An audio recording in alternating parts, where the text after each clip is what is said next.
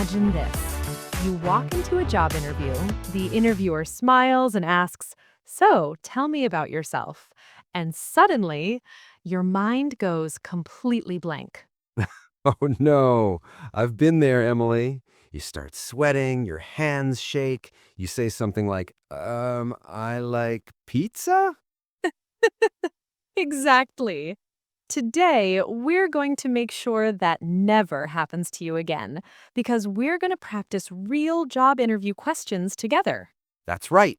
Today is different. I'm the interviewer, Emily is the candidate, and you're all going to watch a real job interview happen in English.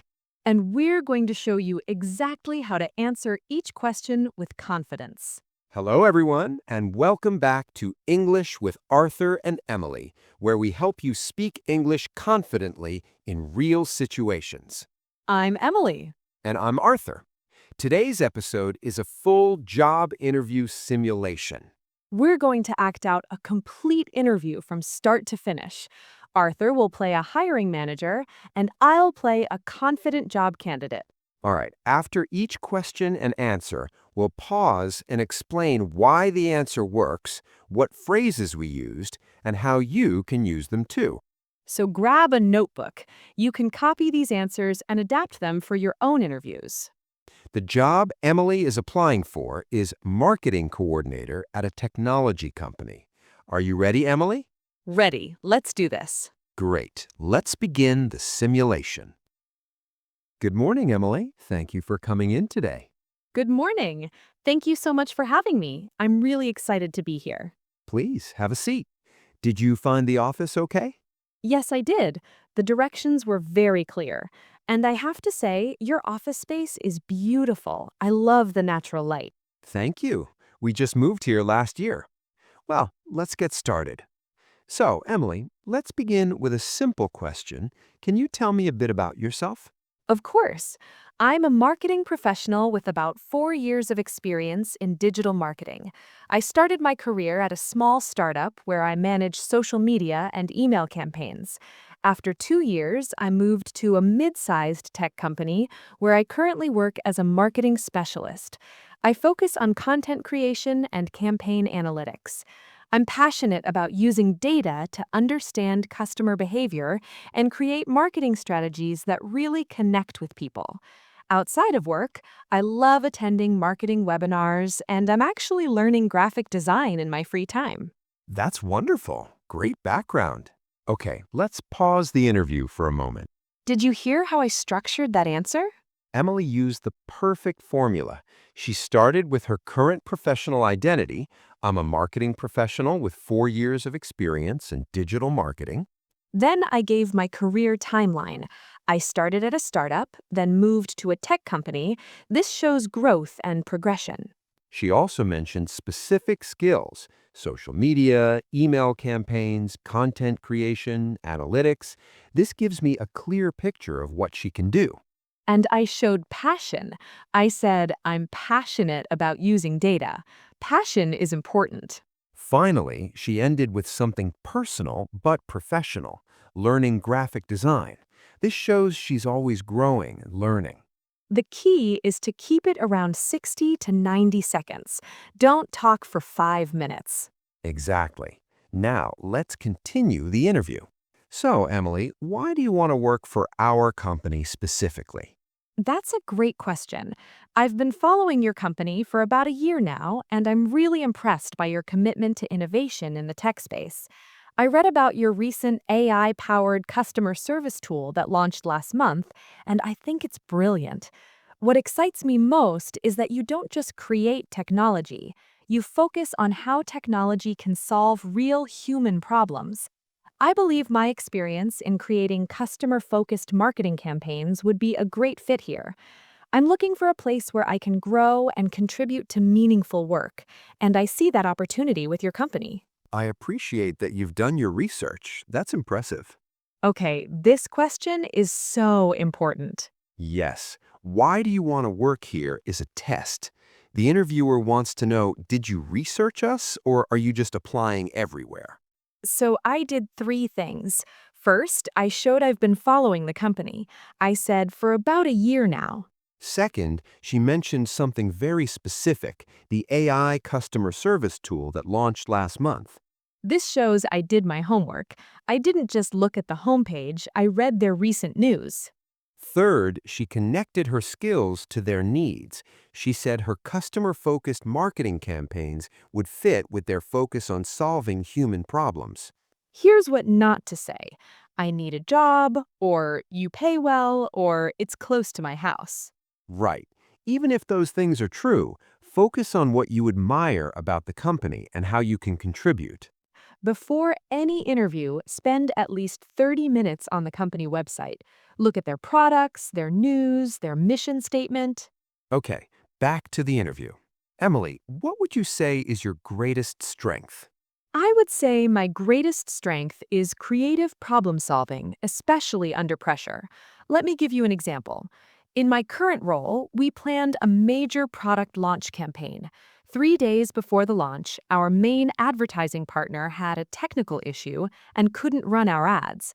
My manager was ready to postpone everything, but I suggested we pivot to an influencer marketing strategy instead.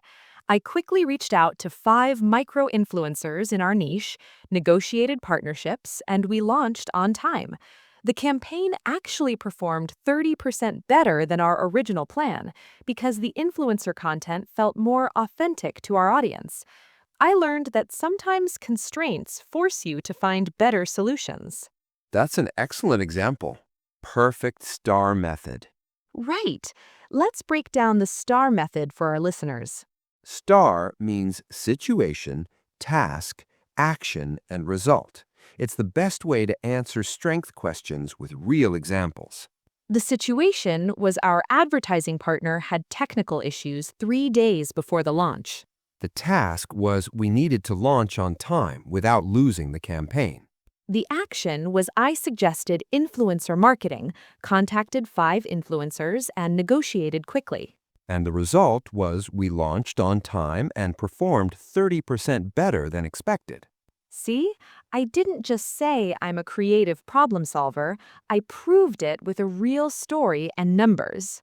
Always include numbers if you can. 30% better is much stronger than it went well. And choose a strength that's relevant to the job. I'm applying for a marketing role, so I talked about a marketing challenge. Let's continue.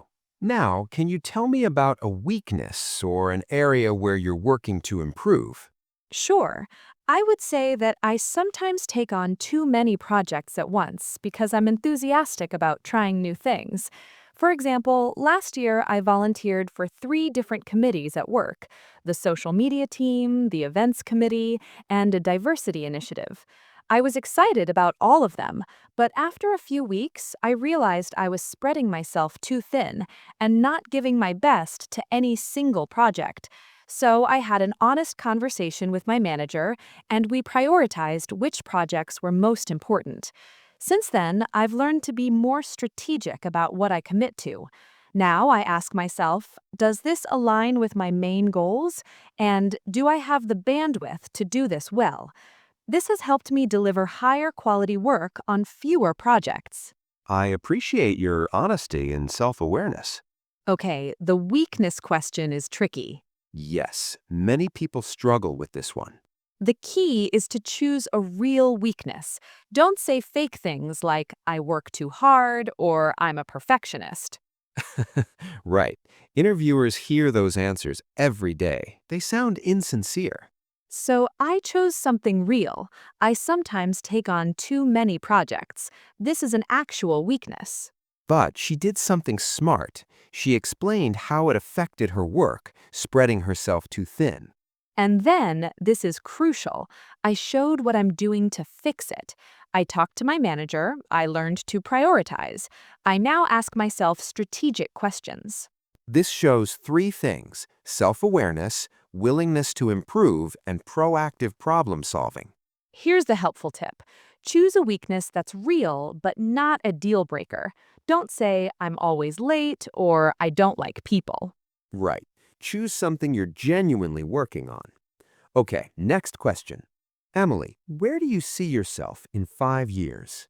That's a great question. In 5 years, I'd love to have developed deep expertise in digital marketing strategy. I'm really interested in understanding how AI and automation are changing marketing, so I'd like to become someone who can lead campaigns that use these new technologies effectively. Ideally, I'd grow into a senior marketing role or perhaps manage a small team. What excites me about your company specifically is that you're already innovating in this space, so I feel like there would be great opportunities to learn and grow here. Ultimately, I want to be in a position where I'm not just executing campaigns, but helping shape marketing strategy for a forward thinking company like yours.